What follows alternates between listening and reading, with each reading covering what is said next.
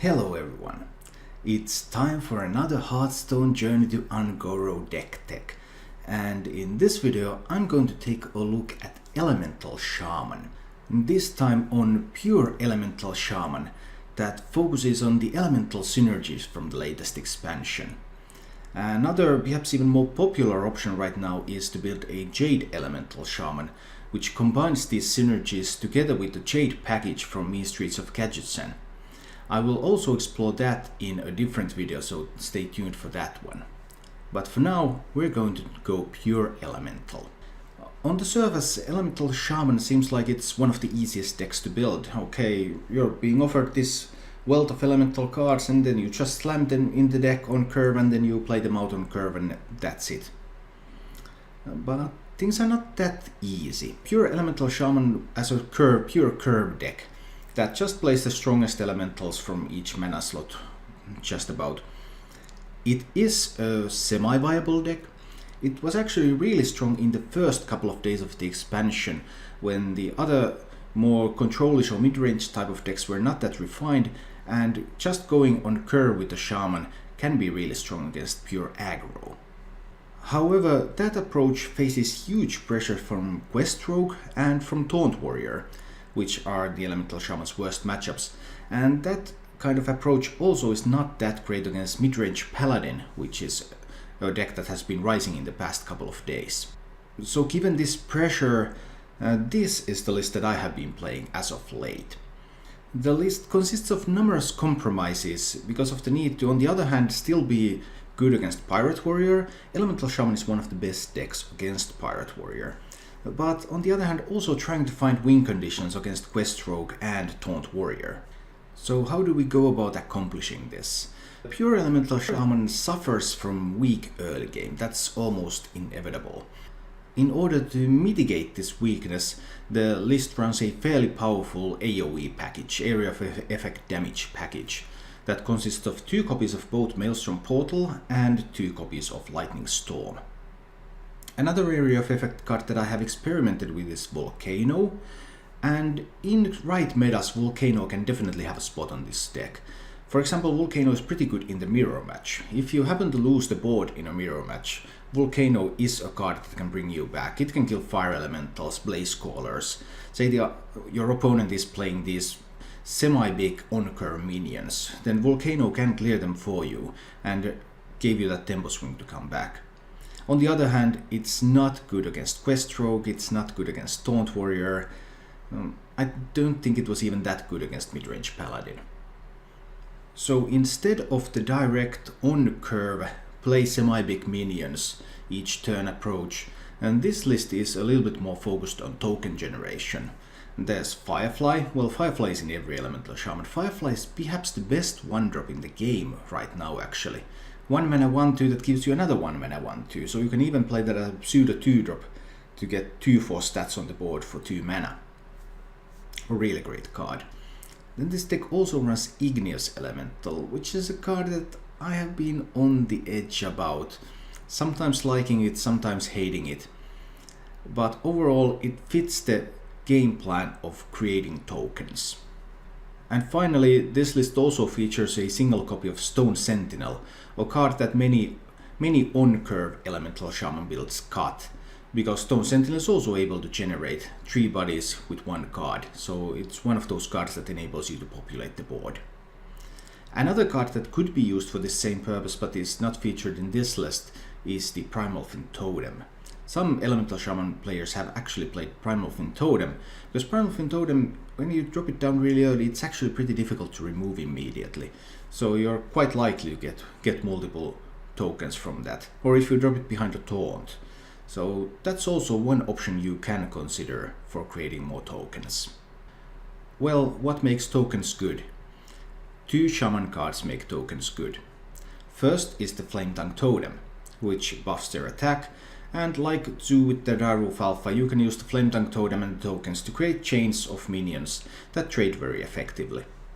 And the second is the big finisher of the deck, Bloodlust. Bloodlust has won me tons of games. Bloodlust is a great finisher against Taunt Warrior, I also often find myself playing it against Taunt Warrior, not as a finisher, but whenever I have a big board and they don't have that many taunts in the way, just to push their health lower, so that I might be able to finish them off with Fire Elementals and Blaze Callers, for example. Now, Bloodlust can also help against Quest Rogue. You have a board anyway against Quest Rogue, just at the moment when they complete their quest. And then you might be able to Bloodlust them down before they're able to actually gain value from their quest.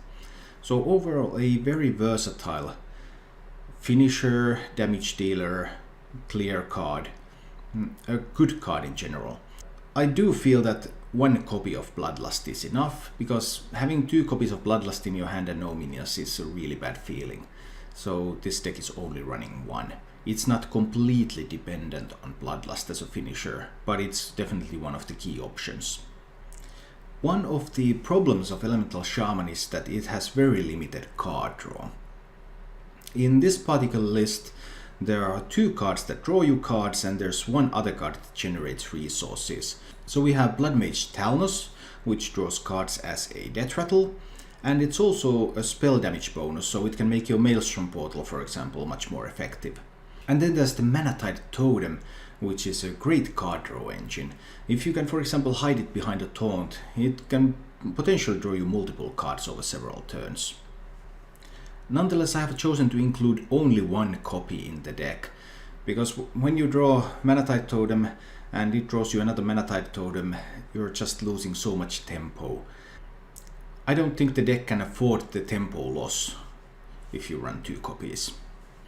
Finally, while not card draw, there's perhaps the most powerful elemental of them all, the Servant of Kalimos, which lets you discover another elemental. So you have a good chance to discover Shaman class elementals like Alakir or Stone Sentinel or Earth Elemental, and you also have a chance to discover another Servant of Kalimos.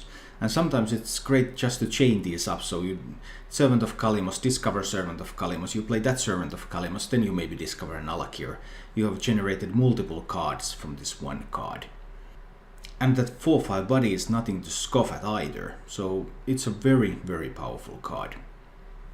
There are 2 other resource generation cards that are used in Elemental Shaman builds, but I have not chosen to include in this list, but they are something you might want to experiment with. One is Spirit Echo. Spirit Echo is a Shaman spell to give your minions Death Rattle to return them back to your hand. So obviously this has quite some power in Elemental Shaman. Say you have a Fire Elemental and a Blaze Caller on the board, you drop a Spirit Echo, the opponent kills them, you get them back. It's pretty good tech choice, for example against Taunt Warrior, because he might want to brawl your board. Okay, but now the board has Spirit Echo, so you will get all those resources back, so you will be able to fight the value game. I know that some people have had quite a lot of success with it. And then another potential resource creator is the Stonehill Defender.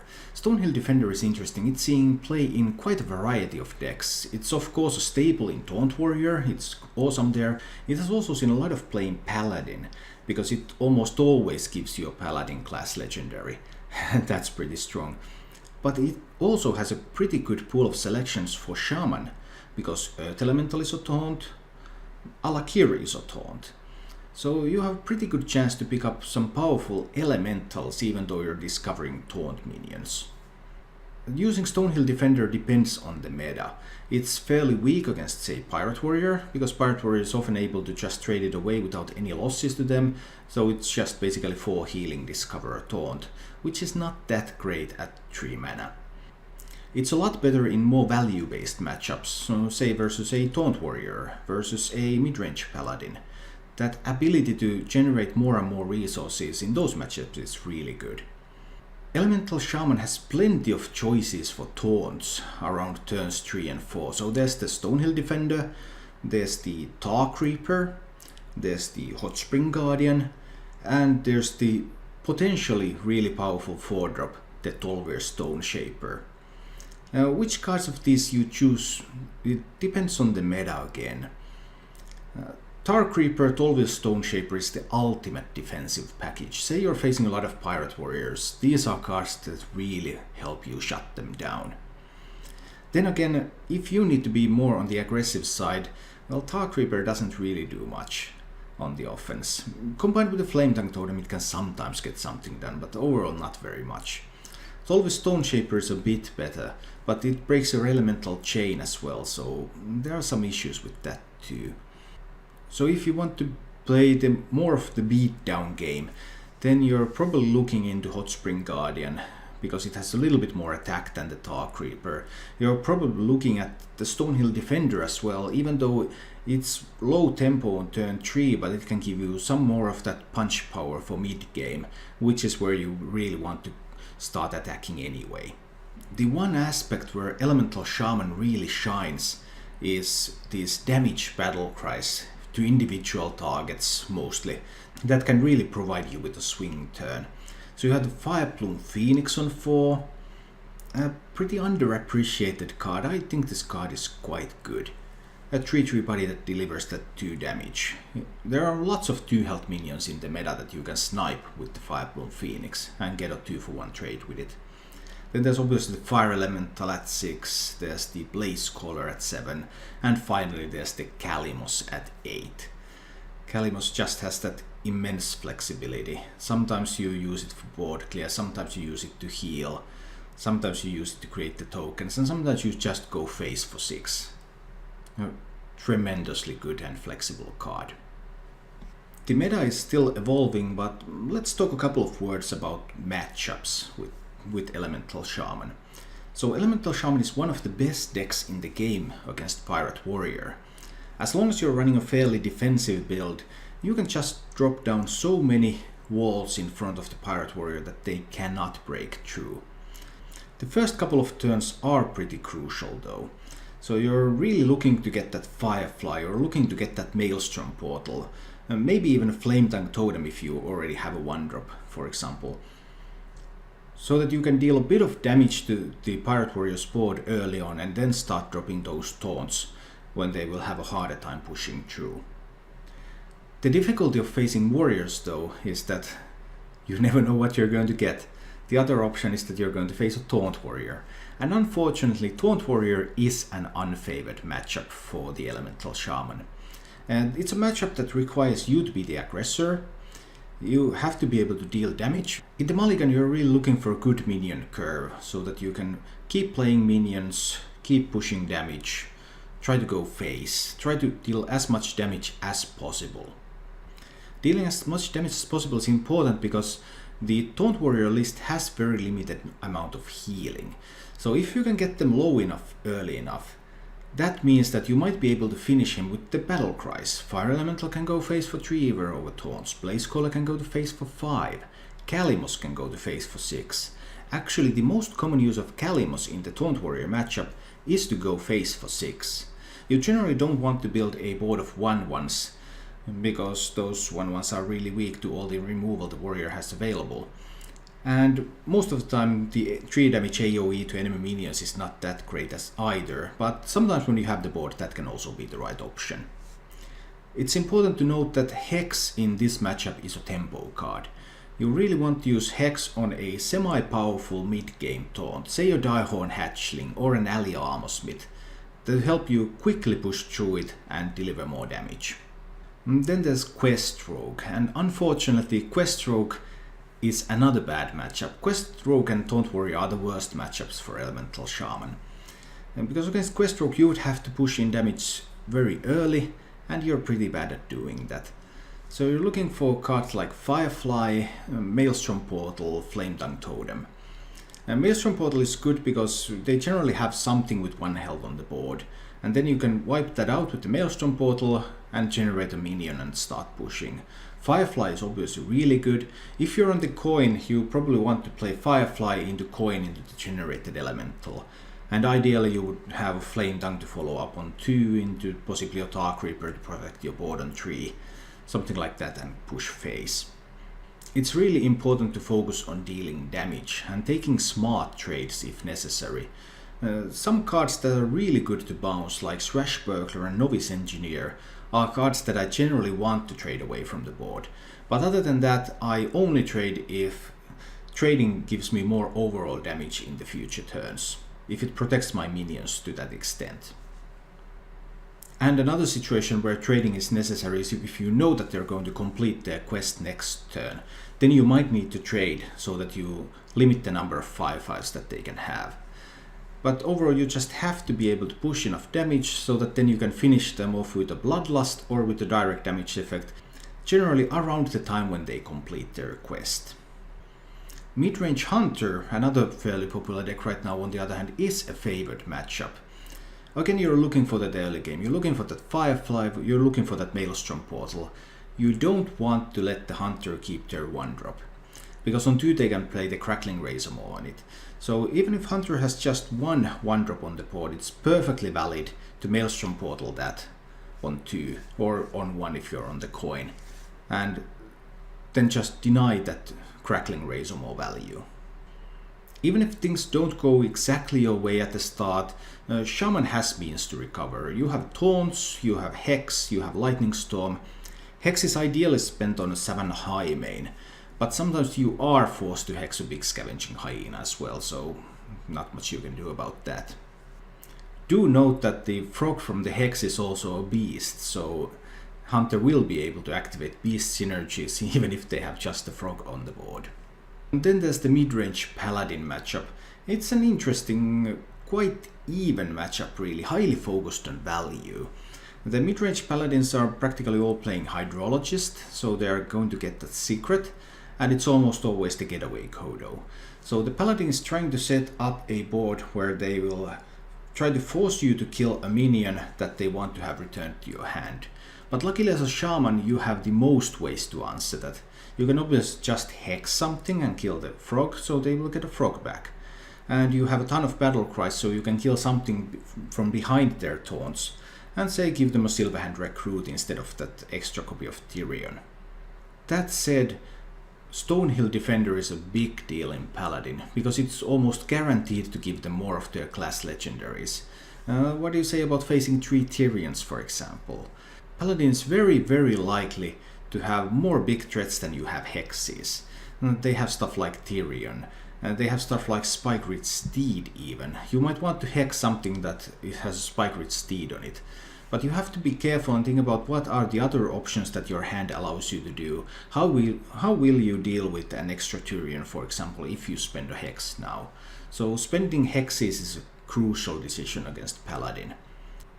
Also, when you have your big minions on the board, stuff like Fire Elemental and Blaze Caller, it's important to note that Sunkeeper Tarim can come out anytime and turn all of those into 3/3s. It doesn't matter so much when you have more of a token-based board, but when there are those moments when you have your big stuff out, then Paladin has quite some ways to deal with that. Overall, Elemental Shaman is a pretty powerful deck, but it does have its problems, and I think its main problem is that it really needs to be teched for the opposition. This list that I have been using has been based on these token synergies, because that seems to be the general approach that's most effective right now. You could also build a on-curve play semi-big minions list, which might answer some meta games. If you build Elemental Shaman to go full anti-aggro, it's probably the scariest thing a Pirate Warrior can face. But on the other hand, then you will probably lose against Taunt Warrior and you will lose against Quest Rogue. So some compromises need to be made. And finally, the pure Elemental Shaman faces competition from within. The Jade package is really popular option to run in Elemental Shaman, turning it into a Jade Elemental Shaman. I think pure Elemental Shaman has its upsides. I don't think the Jade Elemental Shaman is unconditionally better. Overall, it seems that the Jade version might have a bit better matchups across the field with fewer tech choices. So if you have access to Mysteries of Gadgets and cards, especially Aya Blackpaw, then that's something you could consider, and I'm going to make another video on the Jade package in Elemental Shaman really soon, so stay tuned for that one. Thank you for watching. If you enjoyed the show, please click the like button and subscribe to my channel for more.